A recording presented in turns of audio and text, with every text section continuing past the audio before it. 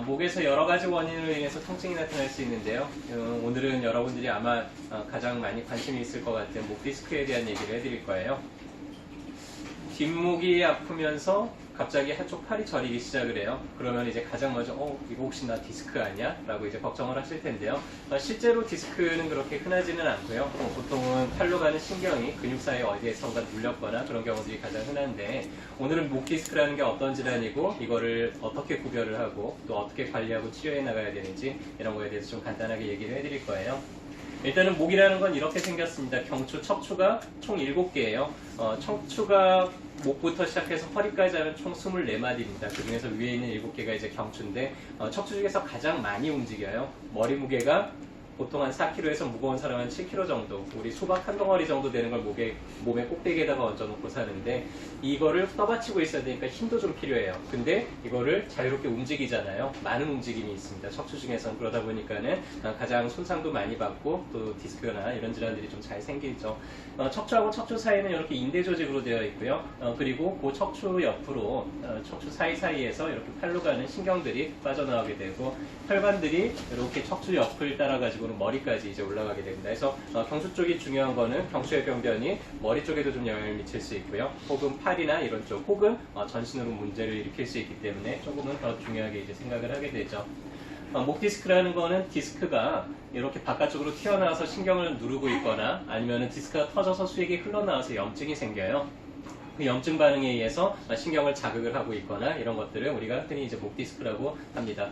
정확하게는 경추의 추간판 탈출증이라고 얘기하는데, 목 디스크라는 단어로 훨씬 더 많이 알려져 있죠. 어떤 디스크가 튀어나와서 어느 신경을 누르느냐에 따라서 그 신경을 따라서 쭉 병변이 나타나게 되어 있어요. 이 팔로 가는 신경은요, 크게 두 가지로 이루어져 있습니다. 하나는 감각을 느끼는 감각신경이고요. 또 하나는 팔을 움직이게 하는 운동신경이에요. 그래서 감각신경에 문제가 생기면 팔이 좀 저리거나 따끔따끔거리거나 혹은 감각이 무뎌지거나 이런 증상들이 생길 거고요. 만약에 운동신경에 문제가 생긴다 그러면 뭔가 팔에 힘이 빠지거나 특별한 동작을 하려고 그러는데 이게 잘 움직여지지 않는 그런 문제들이 생기겠죠. 일단은 감각장애가 가장 흔하게 나타나고요. 어느 신경이 눌렀느냐에 따라서 저리는 증상이 조금씩 달라요. 그래서 5번 신경이 눌렸다 그러면 약간 어깨까지 이렇게 저리는 느낌이 생기고, 6번 신경이 눌렸다 그러면 엄지손가락 쪽까지 저려요. 7번 신경이 눌렸다 그러면 쭉 바깥쪽을 따라서 이 가운데 손가락 쪽으로 이제 저리고요. 8번 신경이 눌렸다 그러면 새끼손가락 쪽으로 이렇게 저리는 특징들이 나타납니다. 3번이나 4번 신경이 눌리면은 그때는 목만 아파요. 목만 좀 저리거나 그렇고요. 1, 2번 정도 신경이 눌렸다 그러면 머리 쪽으로 저리는 그런 증상들이 나타날 수 있습니다. 근데 보통 디스크는 하부 경추에서 이제 많이 생기기 때문에 팔로 저린 증상이 가장 흔하게 나타나게 되죠. 그래서 이게 디스크인지 아닌지 감별하는 방법은 간단해요. 디스크가 빠져나가는 길을 더 좁혀보는 거예요. 지금 디스크가 튀어나와서 신경을 누르고 있잖아요. 그거를 좀 더 눌러보면 증상이 훨씬 더 확연하게 나타나겠죠. 그래서 만약에 내가 왼쪽 팔이 저리다, 저린 쪽으로 고개를 45도 정도 돌려서 뒤로 쭉 넘겨가지고는 고개를 한번 눌러보는 겁니다. 그럼 이 사이가 좁아지면서 찌릿찌릿한 증상이 바로 그 자리에서 조금 더 심해질 때, 그때 이제 디스크를 좀 의심을 하게 되고요. 요 사이 간격을 벌려주면은 증상이 좀 사라져요. 그래서 목을 이렇게 쭉 견인을 해가지고는 좀 빼주면은, 그러면 팔로 저린 느낌이 좀 줄어들고, 만약에 이 두 가지 검사에서 둘 다 양성 반응이 나타난다 그러면 디스크가 있겠구나 라고 강하게 이제 의심을 하게 되고요. 디스크 확진은 엑스레이만 찍어가지고는 알 수가 없어요. MRI를 찍어서 실제로 디스크가 튀어나와 있는 것들이 확인이 될 때 우리가 경추 추간판 탈출증이라고 이제 진단을 내리게 됩니다. 그래서 병원에서는 이제 이렇게 디스크가 빠져나온 걸 보면은 수술 전문으로 하는 병원에서 이거 당장 수술해야 된다고, 잘라내야 된다고 이렇게 얘기를 하는데요. 만약에 내가 팔에 힘이 극도로 빠져 있는 상태가 아니다 그러면은 꼭 수술을 할 필요는 없고요. 그리고 수술을 하지 않더라도 90% 이상은 수술 없이 좋아질 수 있는 게 경추 디스크예요. 그래서 잘만 좀 주의사항을 잘 지켜주고 관리를 잘 하게 되면은 얼마든지 수술 없이도 좀 자연적으로 회복이 가능하고요. 수술을 한다는 게 결국에는 빠져나온 디스크를 이렇게 잘라내는 거예요. 디스크를 잘라내고 나면은 그 부위가 약해지겠죠. 당장은 증상이 없어질지 몰라도 시간이 지나면 그 부위가 또다시 터져서 재발할 가능성이 훨씬 더 커져요. 근데 자연적으로 회복이 돼서 유압이 되게 되면은 그 부위가 조금 더 튼튼하게 회복이 되기 때문에 재발될 가능성이 훨씬 더 줄어듭니다. 그래서 수술하는 것보다는 자연적으로 회복하는 게 훨씬 더 예후가 좋은 편이고요. 그래서 한의원에는 이제 디스크 때문에 이런 분들이 오시게 되면은 일단은 목을 전반적으로 좀 신전시켜주고 틀어진 뼈들을 하나씩 다시 맞춰주는 이런 교정 치료들을 많이 하게 되고요. 신경이 계속 자극받아가지고 팔이 계속 저리는 분들이 있어요. 그럴 때는 주겸약침으로 신경이 눌려있는 그 부위를 이렇게 적셔주게 되면은 신경이 계속 자극을 받아서 좀 예민해져 있는 거를 바로 좀 안정적으로 가라앉혀 줄 수가 있습니다.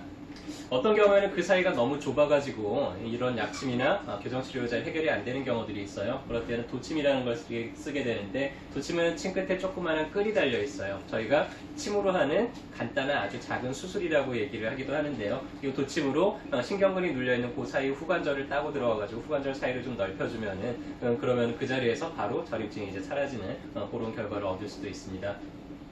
그리고 디스크 초반기에 염증이 심할 때는 이 염증을 좀 빨리 가라앉히고 디스크가 좀 빨리 흡수되도록 도와주는 게 좋아요. 그래서 그럴 때 이제 사용을 하는 그런 한약 처방들도 있고요. 초반 한 2개월 사이에 이렇게 디스크의 흡수를 도우면서 좀 재생이 잘 되도록 촉진을 시켜주고 나면은 얼마든지 수술 없이도 한의원에서 충분히 치료가 가능한 질환이고요. 일단은 어떤 분들한테 잘 생기냐? 고개를 많이 숙이고 생활하는 분들한테 잘 생깁니다. 왜냐면은 고개를 숙이면 일자목이 되잖아요. 일자목이 되면 고개가 앞으로 나가면 나갈수록 지렛대 원리에 의해서 이 뒷목의 부담이 훨씬 더 가중이 돼요. 몇 배씩 더 증가가 되게 됩니다. 그러다 보니까 평소에 목, 어깨 결리고 어떻게 하다가 또 뜨끔해가지고는 고개를 한동안 이렇게 돌리지 못하고 하는 분들이 있어요. 그렇게 손상이 추가적으로 반복이 됐다, 또 가라앉았다 하는 분들이 결국엔 나중에 이제 디스크가 좀 찢어지는 그런 일들이 생기게 되고요. 그래서 평상시에 내가 얼마나 좀 고개를 균형 있게 제 위치에 잘 두고 생활을 하느냐가 상당히 중요해요. 그래서 앉아있을 때 대부분 이렇게 고개 숙인 자세 많이 하게 되잖아요. 최대한 엉덩이부터 의자에 똑바로 붙여가지고는 고개를 좀 이렇게 목을 잘 세우고 앉아있는 게 중요하고요. 모니터 이런 사무직이신 분들이 목 디스크가 또 잘 생겨요. 컴퓨터를 많이 하다 보니까. 그래서 이런 분들은 가급적이면 모니터를 위에 놓고 보면은 고개를 좀 들고 있으니까 자연스럽게 좀 좋은 자세가 될 수가 있겠죠. 그렇게 작업 환경을 바꿔보는 것도 좋습니다. 어떤 베개를 사용하는 게 좋나요? 이런 질문들 많이 하시는데요. 일단은 자세가 내가 옆으로 자느냐 똑바로 자느냐에 따라서 달라요. 베개를 두 가지를 준비를 해서 옆으로 누울 때 베는 베개, 똑바로 누울 때 베는 베개를 좀 따로따로 사용하는 것도 좋습니다. 베개 높이는 똑바로 누웠을 때나 옆으로 누웠을 때는 내 척추가 똑바르게 있을 수 있는 정도 높이가 가장 좋아요. 그래서 내 몸에 내가 이렇게 딱 누웠을 때 가장 몸이 좀 편안하면서 목이 이렇게 척추가 똑바로 정렬이 되는지 그런 걸 점검을 해서요. 그런 베개, 내 몸에 맞춰가지고 그런 베개를 좀 잘 골라서 사용을 하시면 좋겠습니다. 그래서 평소에 내가 목에 좀 자주 부담이 가거나 하는 분들은 좀 자세 유지에 잘 신경을 써주시고요. 스트레칭도 좀 많이 하면서 목의 유연성도 좀 길러주시고, 이렇게 앉아있는 자세나 누워있는 자세나 이런 것도 좀 신경을 써주시고요. 자, 그렇게 했는데도 불구하고 내가 어느 날부터 갑자기 팔이 저리기 시작을 해요. 그리고 이게 하루 이틀 지나봤는데 잘 해결이 안 되고 있어요. 자, 그럴 때 이제 어디 가서 치료를 받으면 될까요?